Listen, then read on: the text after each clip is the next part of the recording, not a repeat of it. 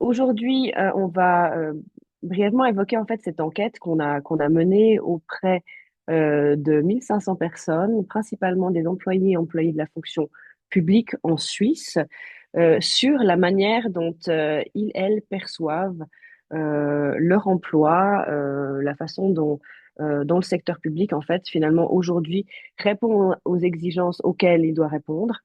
Et ça va être des extraits un peu. On a choisi quelques chiffres qui nous ont paru intéressants. Et après, l'idée, c'est que vous puissiez aussi en discuter un petit moment entre vous. On va vous mettre dans des breakout rooms, que vous puissiez échanger, faire peut-être des nouvelles connaissances aussi. Voilà, ça c'est un peu le programme. On est ensemble jusqu'à environ 1 heure. Et puis, je me réjouis aussi des échanges qui viendront après la présentation. Alors, si ça veut, voilà. Donc, petit rappel, la plupart d'entre vous nous connaissent, peut-être de près ou de loin. Le Stadslabor, on est une association à but non lucratif. On est basé à Berne et on aide l'État, donc ça au niveau des fédérales, communales et cantonales, à travailler de manière plus audacieuse, ouverte, pour pouvoir mieux servir notre société à l'ère du numérique. Les choses se sont pas mal accélérées ces dernières années à ce niveau-là, mais on existe depuis bientôt une dizaine d'années. Donc, on travaille sur des projets concrets d'innovation. On est aussi à Berne, principalement un lieu d'échange. Donc, on a ces Stadskantines, des after-work. On a pas mal de formats pour que les gens puissent se rencontrer. Mais on met aussi, bien entendu, les gens en réseau au-delà de ça. Donc, si vous venez vers nous avec des questions, est-ce que vous connaissez une administration qui a déjà fait ceci ou cela? Nous, notre rôle, c'est aussi vraiment de connecter les gens entre eux. On a maintenant vraiment un réseau extrêmement large partout en Suisse pour que les gens puissent échanger entre pairs. Euh, Ici, c'est une petite vue de notre équipe. On travaille aussi énormément sur des projets concrets. C'est aussi comme ça qu'on se finance. On fait des retraites pour cadres jusqu'à des longs projets stratégiques. Et là, vous voyez, on est une bonne équipe. On a des économistes, des juristes, des politologues, etc., etc. Donc ça, ce sont nos personnes certaines. Certains d'entre eux sont aussi présents ici. Merci de prendre votre pause de midi pour être avec nous, l'équipe du Stas Labor aussi. Ce qu'on fait aussi, c'est des formations. On a vu qu'elles avaient pas mal de succès, donc on est aussi maintenant en Suisse romande. Non, jeudi, il y a une formation de prompting à Lausanne. Elle est depuis longtemps déjà ausgebucht, comme on dit. Elle n'est plus accessible, donc elle est pleine. Voilà, merci, désolée. Mais on vient de la mettre en ligne aujourd'hui, le 19 mars. Il y en a une autre. C'est une de nos formations continues en IA. Il y en a plusieurs. Vous pouvez tout regarder sur notre site, mais je voulais juste la signaler parce qu'elle est en français à Lausanne. Elle vient d'être mise en ligne. L'autre est complète. Voilà, c'était ça que je voulais dire. Parfait. On entre dans le vif du sujet après cette brève introduction. Pourquoi est-ce qu'on a fait cette étude? Parce que depuis bientôt une année, vous l'avez évidemment suivi, il y a ce discours très agressif aux États-Unis, puis qu'il y a pas mal pris ailleurs, qui est finalement passons les administrations au crayon rouge, enlevons tout ce qu'on peut enlever. Il y a un besoin de réforme qui a cru. Et puis la question qui avait dans pas mal de médias c'était est-ce qu'on a aussi besoin d'un Department of Government Efficiency, d'un DOGE en Suisse.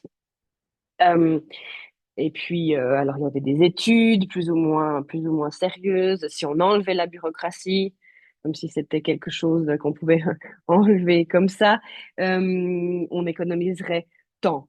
Donc nous, ça nous a un peu intrigués on s'est demandé, voilà, nous on remarque aussi dans notre travail des fois des excès de bureaucratie, c'est quelque chose qui existe, mais on remarque aussi des processus qui sont complexes et qui ont leur raison d'être, bien entendu, qui protègent aussi de différentes choses.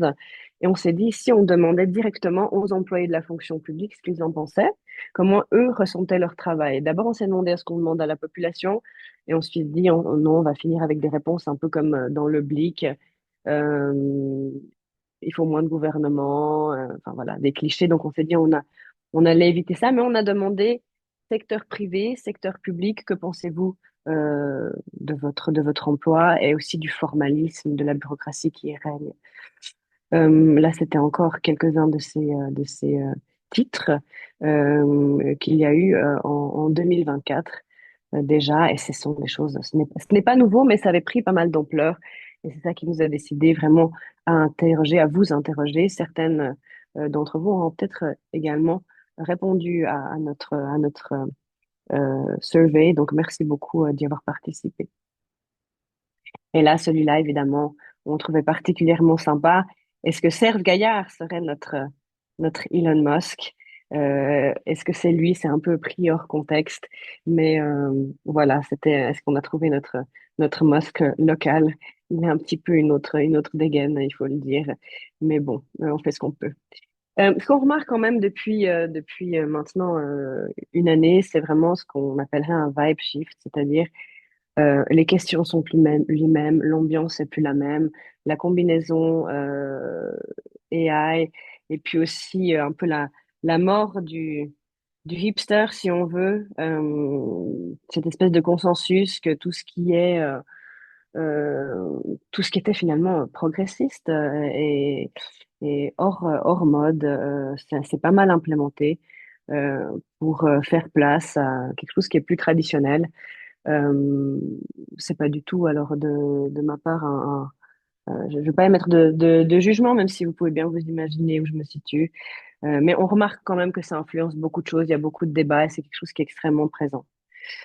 Nous, on trouve d'autres approches plus intéressantes. Peut-être que vous avez déjà entendu parler de ce livre. Alors, on lui a reproché justement d'avoir été publié à un moment et il a été publié début de l'année, début de cette année et d'être finalement un petit peu hors du zeitgeist. Nous, on le trouve intéressant. Il est dans notre bibliothèque sur nos tables. Moi, je pense que ça reste une bonne lecture pour cette fin d'année.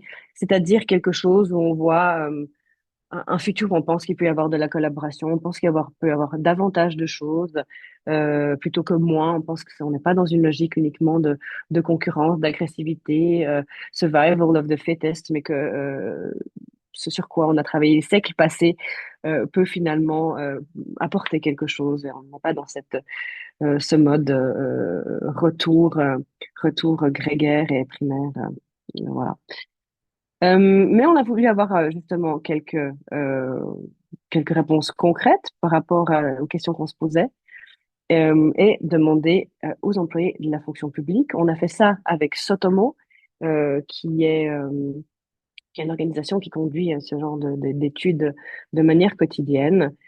Euh, Ça a donné les résultats suivants. On a dit, la question, on s'en s'est dit, c'est entre fierté et puis aussi quelques zurückhalten, c'est-à-dire ouais, quelques questions quand même par rapport au travail elles font. C'est comme ça que nous, on a senti les employés de la fonction publique. Un premier extrait. Dans quelle mesure est-ce que vous vous identifiez aux objectifs de votre employeur, euh, employeuse dans le secteur public et puis dans le privé? Et ça, c'est quelque chose qu'on entendait souvent, que nous-mêmes on croyait aussi. Au fond, dans le secteur public, c'est assez évident que bah, il y a beaucoup plus une raison de se lever le matin quand on travaille. On sert la collectivité. Si on vend, je sais pas, des écrous ou bien des t-shirts ou bien que sais-je d'autre, forcément, on s'identifie un peu moins à son employeur, à son but. Là, on a vu que c'était quelque chose où on s'était pas mal trompé. Les personnes qui travaillent dans le secteur privé s'identifient énormément aussi avec ce que enfin, avec ce que fait l'employeur, ce qu'offre l'employeur comme service, comme bien. Donc, ce qu'on pensait être un avantage concurrentiel fort l'est peut-être un peu moins que ce qu'on pensait. Euh, Ça, c'est important parce que vous allez avoir la question qui se pose déjà et qui va se poser encore plus ces prochaines années, du recrutement. Donc, de dire, ben, vous servez la collectivité, ça ne suffit pas, parce que les personnes ont l'impression de servir quelque chose d'aussi très important dans leur entreprise viticole, agricole, de biens et services. Voilà. Ensuite, à quel point êtes-vous fier de votre travail? Là aussi, peut-être, l'administration publique et l'entreprise privée, grande ou moyenne, on voit que les chiffres ne sont pas forcément ceux qu'on attendait. Euh, et on voit que dans les administrations, si on regarde l'administration municipale, cantonale et fédérale, on a aussi des chiffres qui sont extrêmement variables. C'est quasiment du simple au doux pour l'administration municipale et fédérale au niveau de la fierté qu'on a de son travail. Alors, on voit quand même que les gens sont plutôt fiers un peu partout. Mais déjà, privé-public, c'est pas ce qu'on attendait. Et ce gap un peu entre l'administration municipale, fédérale, cantonale au centre, est quelque chose qu'on trouve intéressant et qui questionne. Euh, Maintenant, ça c'était une question un peu plus générale au niveau de la confiance qu'on a dans le travail des structures en Suisse, des administrations ou des PME. Alors ça, c'est très suisse, évidemment. Les PME jouissent d'une confiance qui est très importante, contrairement aux grandes multinationales. Ça, on l'attendait aux grandes multinationales. Les grandes entreprises suisses qui sont aussi actives pour un grand nombre à l'international. Pour le reste, il y a une confiance qui est pas trop mauvaise. C'est quelque chose qu'on retrouve dans les rankings de l'OCDE, hein. On sait que la Suisse performe bien et qu'il y a une bonne confiance dans nos administrations par rapport à d'autres pays. Mais les PME arrivent tout en. Maintenant, la question qu'on se posait tout au début, est-ce que l'administration fédérale devrait avoir plus ou moins de moyens financiers? Là, on a regardé vraiment l'administration fédérale et on voit que finalement, une majorité est assez contente alors évidemment, il y aura euh, des deux côtés des demandes pour des réductions ou pour avoir davantage, mais en gros, l'impression règne que l'administration fédérale a de bons moyens pour fonctionner, qui sont suffisants, qu'il faudrait pas en enlever trop et qu'il faudrait pas en ajouter trop. Donc là, voilà, désolé, hein, on peut pas tout passer, tout sabrer. Euh, L'idée qu'on est bien comme on est. Ici, peut-être, excusez-moi, quelques réserves par rapport au, au travail effectué ou à la structure qu'on a vraiment décelée dans le cadre de cette étude.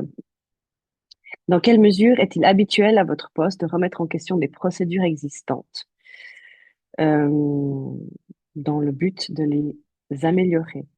Donc, cette idée de dire qu'il y a des choses qui fonctionnent plus maintenant pour raison X, Y, Z, euh, dans quelle mesure est-ce qu'on va essayer de le changer? Et puis là, on remarque que dans l'administration publique, euh, ça arrive, mais dans une très peu courant, c'est quand même 11%. 36%, c'est assez peu courant. Par rapport au privé, on peut se dire que c'est assez logique parce que une entreprise privée qui ne se remet pas en question et puis qui ne remet pas en cause des processus existants, elle prend plus de risques parce que ben, si on se remet pas en question, si on s'améliore pas, bien le marché s'en charge. Le marché ne se charge pas forcément de l'administration au même rythme. Peut-être qu'on pourra rappeler ici un certain nombre de fonctions en fait sont allouées à l'administration de manière fixe, mais d'autres ne le sont pas. Et on a aussi d'autres cas, évidemment. Nous, on a, par exemple, travaillé avec une administration qui s'occupait de conseils en orientation. Et ils voient bien qu'il y a besoin de changement et se sont remis en question en disant, bah ça, si on s'en charge pas, le marché s'en chargera. Est-ce qu'on a encore une raison d'être? Ou comment est-ce qu'on peut, dans le périmètre qui nous est attribué, nous remettre en question? Donc, il y a des remises en question, mais les employés de la fonction publique ont jugé qu'il y en avait relativement peu, en tout cas relativement au secteur privé. Dans quelle mesure est-il habituel à votre poste de remettre en question des procédures existantes dans le but de les améliorer? Même question. Et si on a euh, on a disséqué municipal, cantonal et fédéral, et là, le fédéral n'est pas très exemplaire. Euh, 25% des personnes travaillant dans l'administration fédérale disaient que chez elles, c'est très peu courant de remettre en question des procédures qui existent. L'administration communale aussi, parce que en général, les structures hiérarchiques sont sont ressenties en tout cas comme étant moins importantes, moins difficiles à naviguer, remet plus en question plus souvent en question, pardon, des procédures qui existent. Là, il y a vraiment quelque chose de très différent entre le municipal et le fédéral. Euh, c'est quelque chose qu'on pouvait attendre, mais c'est des chiffres qu'on a trouvé quand même un petit peu inquiétants, que finalement, on a bien plus de la moitié. On se dit que c'est plutôt peu courant ou pas très courant de le faire tout court, en fait, même pas de le remettre en question. Voilà. Dans quelle mesure votre travail encourage-t-il et soutient-il la proposition d'idées innovantes par ses employés? Administration publique, on est dans quelque chose de moins, bien de moins encourageant que le privé. C'est aussi assez attendu, mais là encore, plutôt faiblement ou très faiblement. Il s'agit de la proposition d'idées, il ne s'agit pas encore de donner complètement champ libre. On s'est dit que c'était quand même un petit peu dommage, d'autant plus que, on le sait, les idées, elles viennent très souvent des personnes qui sont au front. Donc c'est important, ça évidemment on le martèle depuis pas mal d'années, d'écouter les gens qui font effectivement le travail, qui sont au front. Euh, à quelle fréquence votre département interroge-t-il les usagères de ces services pour identifier leurs besoins concrets et adapter les prestations en conséquence? Euh, alors là, excusez-moi, pardon. Là, évidemment, on voit aussi que ça se fait très très peu. Et étonnamment, ça se fait rarement, voire jamais au niveau de l'administration municipale. Euh, Ça, on a trouvé que c'était un petit peu choquant quand même. Parce que, et c'est peut-être pas le cas partout, mais s'il y a bien un endroit où il y a un contact direct avec les usagères et les usagers, c'est au niveau de l'administration municipale. Les technologies ont changé, les besoins ont changé. Le fait qu'on nous dise que rarement, ou plutôt rarement, à ce niveau-là, on a trouvé que c'était vraiment un peu étonnant et un peu dommage parce que, bien clairement, c'est une occasion loupée. Il n'y a pas besoin de faire des grands processus participatifs euh, à, à, à outrance chaque mois, mais de demander régulièrement quels sont les besoins. Ça peut être des focus groups, ça peut être des enquêtes, et puis ensuite, ça peut être quelques personnes dans une pièce qui testent, qui regardent quels sont nos services. C'est quelque chose qui, au niveau de l'investissement, à notre avis, devrait être jouable, au niveau cantonal également. Étonnamment, ça a l'air de se faire plus au niveau fédéral, ce qui nous a pas mal surpris, à vrai dire.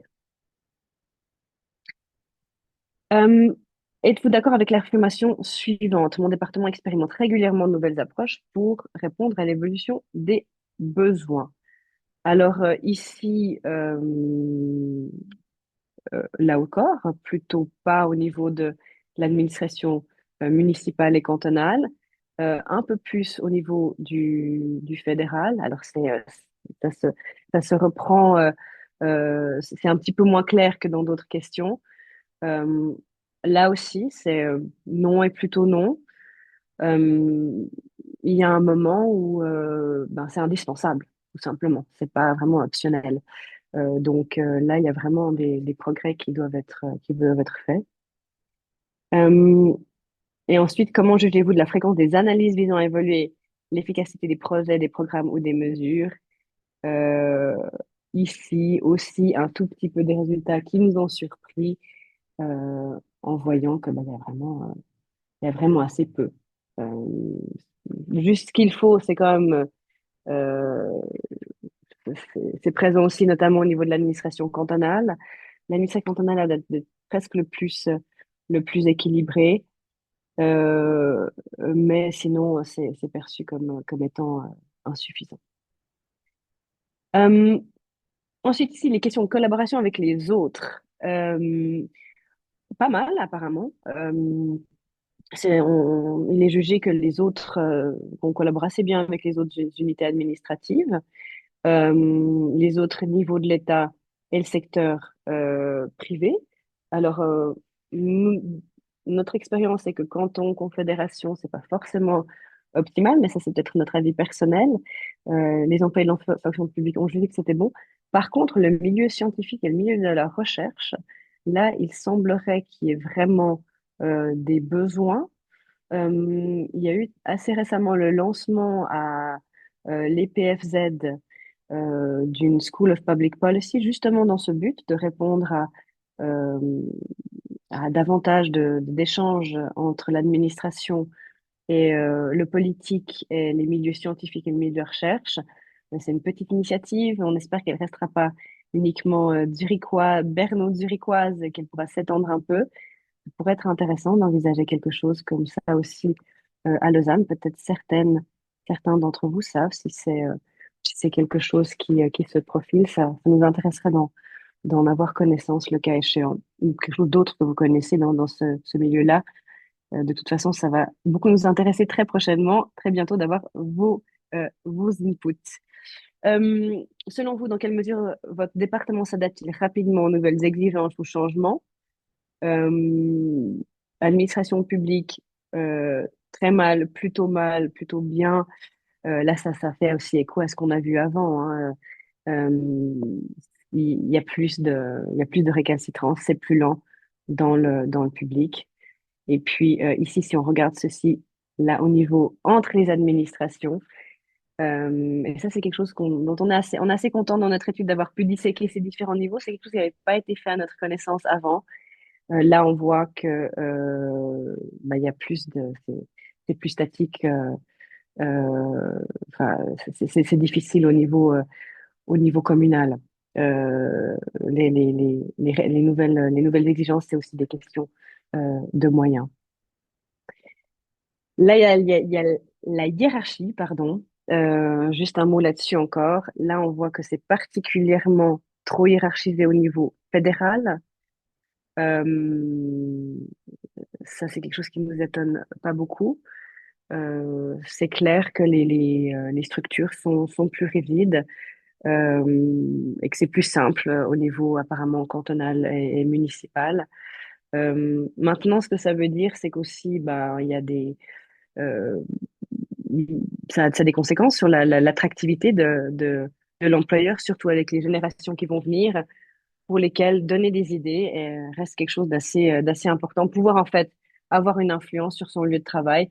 Donc ça, c'est quelque chose clairement à reconsidérer ou à considérer pour ces questions d'employer branding et d'attractivité. Euh, on trouve aussi pas trop mal de voir qu'il n'y a pas trop de moments où les gens ont l'impression que ce qu'ils font n'est pas utile ou pas pertinent. Le cantonal ici a l'air de vraiment être euh, assez exemplaire. Les gens trouvent qu'il y a très peu de temps où ce qu'ils font n'est pas pertinent. Au niveau fédéral, il y a l'air d'avoir un peu plus de moments où on stagne. Euh, voilà. C'était assez rapide. On a vu quelques exemples. L'ensemble de l'étude, évidemment, vous pouvez la télécharger. Nous, ce qui va nous intéresser maintenant, c'est d'avoir une discussion sur ce qu'on conseille finalement de manière bien sûr beaucoup plus exhaustive dans l'étude, mais de se dire quelles seraient en fait les priorités. Et c'est aussi des choses qu'on a discutées avec les personnes qui sont venues il y a 2 semaines nous trouver à Berne. Euh, Quelles seraient des priorités en fait? Comment est-ce qu'on, basé sur ces études, comment est-ce qu'on agit? On a l'impression que la question de la culture managériale, elle est très importante parce qu'on parle beaucoup de hiérarchies qui sont trop, trop fixes, trop rigides, où on ne peut pas amener de nouvelles idées, où il n'y a pas de possibilité de remettre en question ce qui se fait. Donc ça demande une autre culture. La peur du changement aussi, avec des projets qui sont peut-être pas des gros projets de changement, mais on commence par des petits projets. Ça, il faut absolument, évidemment, augmenter ce genre d'initiative parce que Il se trouve que les choses, l'environnement change, il change extrêmement vite en ce moment.